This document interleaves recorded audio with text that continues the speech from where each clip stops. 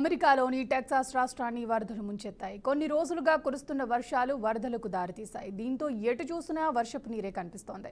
కార్లు కొట్టుకుపోయాయి, లోతట్టు ప్రాంతాలు మునిగిపోయాయి. ఈ ప్రకృతి విపత్తుతో ఇప్పటి వరకు దాదాపు 32 మంది ప్రాణాలు కోల్పోయారు. మరో 27 మందికి పైగా గల్లంతయ్యారు. వీరి కోసం రెస్క్యూ సిబ్బంది ముమ్మరంగా గాలిస్తున్నారు.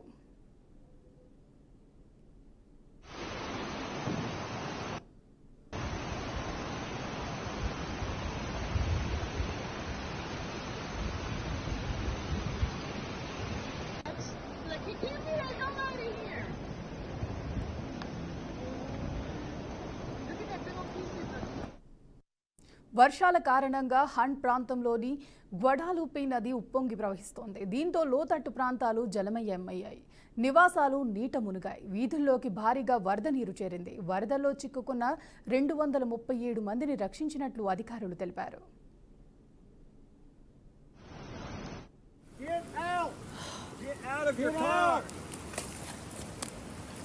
Oh my God.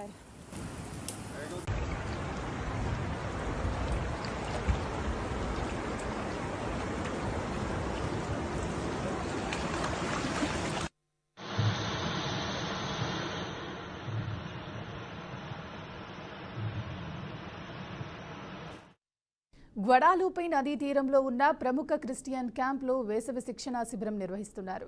ఈ క్యాంప్ను వరదలు ముంచెత్తడంతో ఇందులో దాదాపు 20 నుంచి 25 మంది బాలికలు గల్లంతైనట్లు అధికారులు వెల్లడించారు. దీంతో ఈ బాలికల తల్లిదండ్రులు తీవ్ర ఆందోళనకు గురవుతున్నారు. వారి ఆచూకీ తెలియజేయాలంటూ సామాజిక మాధ్యమాల్లో ఫోటోలు షేర్ చేస్తున్నారు. మరోవైపు బాలికల కోసం అధికారులు తీవ్రంగా గాలిస్తున్నారు. పడవలు, హెలికాప్టర్ల సాయంతో గాలింపు చర్యలు చేపట్టారు.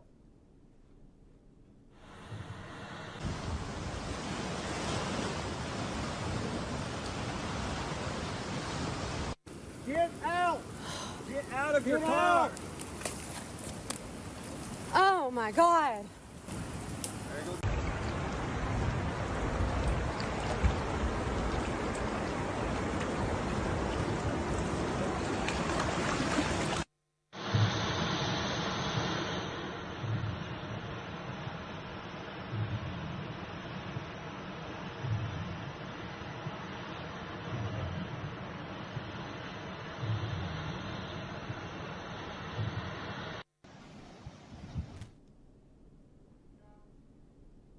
ప్రపంచ కుబేరుడు టెస్లా అధినేత ఎలాన్ మస్క్ అమెరికా రాజకీయాల్లో సంచలనానికి తెరలేపారు. దేశంలో పాతుకుపోయిన ద్విపక్ష రాజకీయ వ్యవస్థకు సవాల్ విసురుతూ అమెరికా పార్టీ పేరుతో కొత్త రాజకీయ పార్టీని స్థాపిస్తున్నట్లు ప్రకటించారు. అమెరికన్లకు మీ స్వేచ్ఛను తిరిగిస్తామనే నినాదంతో ఆయన ఈ కొత్త అడుగు వేశారు.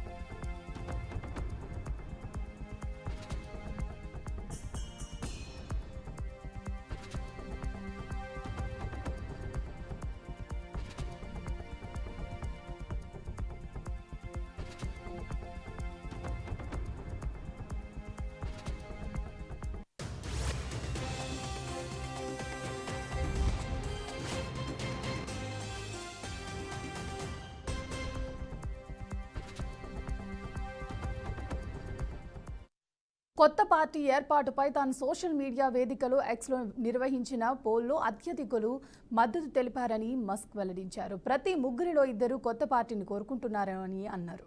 మీరు కోరుకున్నట్లే అది వస్తుంది అని ఆయన పేర్కొన్నారు. తమ పార్టీ 2026లో జరిగే మధ్యంతర ఎన్నికలపై ప్రధానంగా దృష్టి సారిస్తుందని తెలిపారు. 2 నుంచి 3 సెనెట్ స్థానాలు, 8 నుంచి 10 ప్రతినిధుల సభ స్థానాల్లో పోటీ చేసి కీలక చట్టాలపై నిర్ణయాత్మక శక్తిగా మారటమే తమ లక్ష్యమని వివరించారు.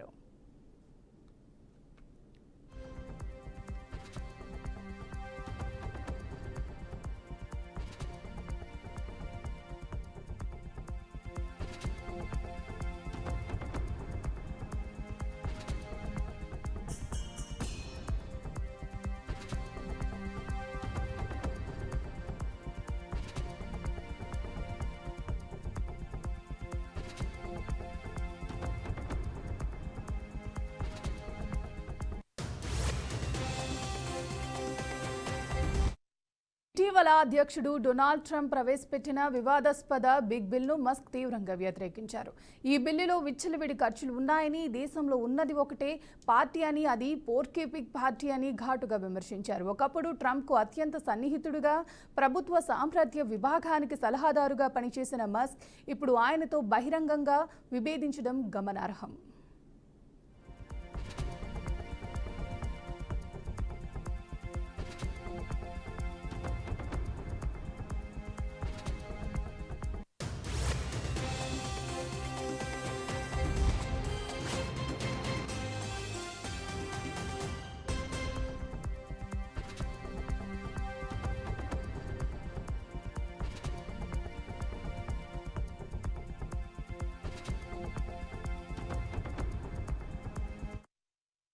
అయితే మస్క్ పార్టీ ప్రకటన చేసినప్పటికీ ఇప్పటి వరకు ఫెడరల్ ఎలక్షన్ కమిషన్ వద్ద పార్టీని అధికారికంగా నమోదు చేయలేదు. అమెరికాలో కొత్త పార్టీని స్థాపించడం అంత సులభం కాదు. ప్రతి రాష్ట్రంలోనూ కఠినమైన నిబంధనలు, లక్షలాది సంతకాల సేకరణ వంటి సవాళ్లు ఉంటాయి. మస్క్ వద్ద అపారమైన సంపద ఉన్నప్పటికీ డ్యువర్జన్ సూత్రం ప్రకారం రెండు పార్టీల వ్యవస్థ బలంగా ఉన్న దేశంలో మూడో పార్టీ ఓట్లను చేల్చడానికి పరిమితమవుతుందని, గెలుపు గుర్రం ఎక్కడం కష్టమని విశ్లేషకులు అభిప్రాయపడుతున్నారు. ఈ అడ్డంకులను అధిగమించి మస్క్ తన పార్టీని ఎంతవరకు ముందుకు నడిపిస్తారనేది ఆసక్తికరంగా మారింది.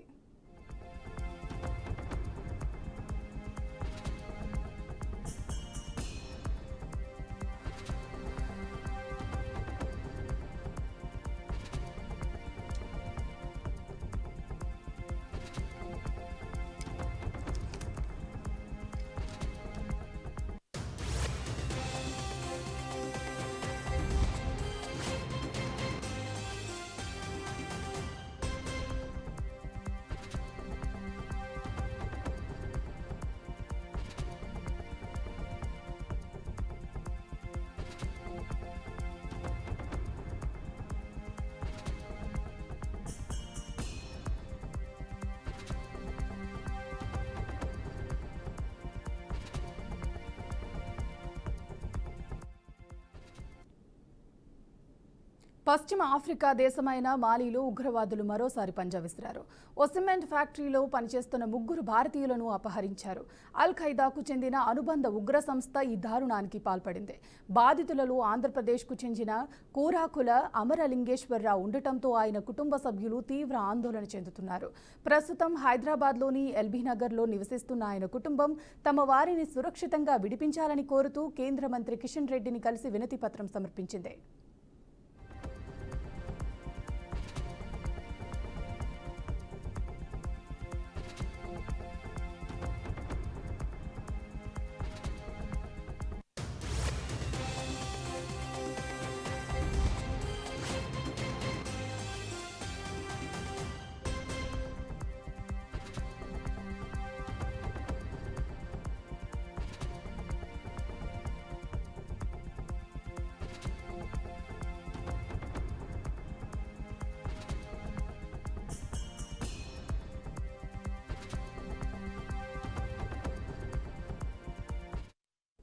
ఈ విషయంపై కిషన్ రెడ్డి తక్షణమే స్పందించారు. మాలీలోని భారత రాయబార కార్యాలయంతో మాట్లాడి బాధితులను విడిపించేందుకు వేగంగా చర్యలు చేపట్టాలని కేంద్ర విదేశాంగ శాఖకు లేఖ రాశారు.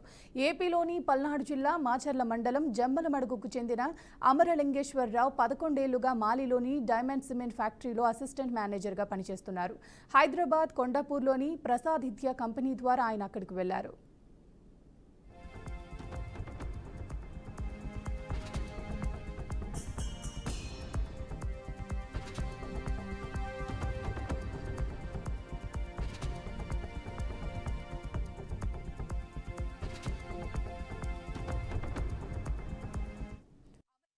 రావుతో పాటు కిడ్నాప్ కు గురైన వారిలో ఒడిశాకు చెందిన పి వెంకటరమణ, రాజస్థాన్ కు చెందిన ప్రసాద్ ఉన్నట్లు తెలిసింది. ఈ కిడ్నాప్ వెనుక తమ హస్తం ఉందని అల్ ఖైదా అనుబంధ సంస్థ జమాత్ సుస్రత్ అల్ ఇస్లాం వాల్ ముస్లిమీన్ ప్రకటించుకుంది. అయితే ఘటన జరిగి 4 రోజులు గడిచినా ఉగ్రవాదుల నుంచి ఎలాంటి డిమాండ్లు రాకపోవడంతో ఉత్కంఠ మరింత పెరిగింది. మరోవైపు ఒడిశాకు చెందిన వెంకటరమణను కాపాడాలంటూ ఆ రాష్ట్ర మాజీ ముఖ్యమంత్రి నవీన్ పట్నాయక్ కూడా కేంద్ర విదేశాంగ మంత్రి జైశంకర్కు విజ్ఞప్తి చేశారు.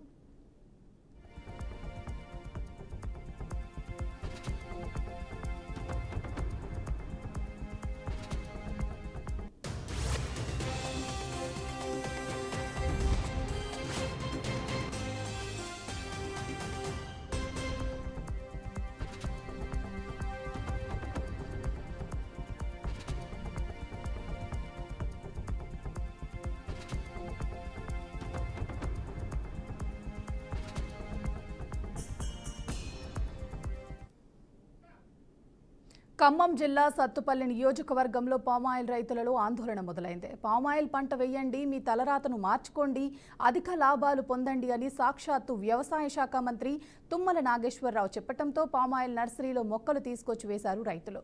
మొక్కలు వేసి 4 సంవత్సరాలు అయిన తర్వాత కూడా మొక్కలలో దిగుబడి రాకపోవడంతో రైతులు తలలు బాదుకుంటున్నారు. మరొక పక్క కేంద్ర ప్రభుత్వం 27% ఉన్న దిగుమతి సుంకాన్ని 17%కి మార్చింది. ఏకంగా 10% తగ్గించడంతో పామాయిల్ రైతు కుదేలయ్యాడు.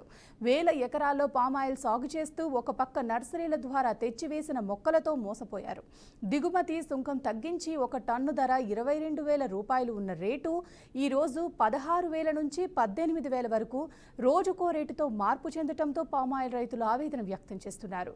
కేంద్ర రాష్ట్ర ప్రభుత్వాలు పామాయిల్ పంటపై ఒక నిర్దిష్టమైనటువంటి రేటును కేటాయించి పామాయిల్ రైతులను ఆదుకోవాలని రైతులు కోరుతున్నారు.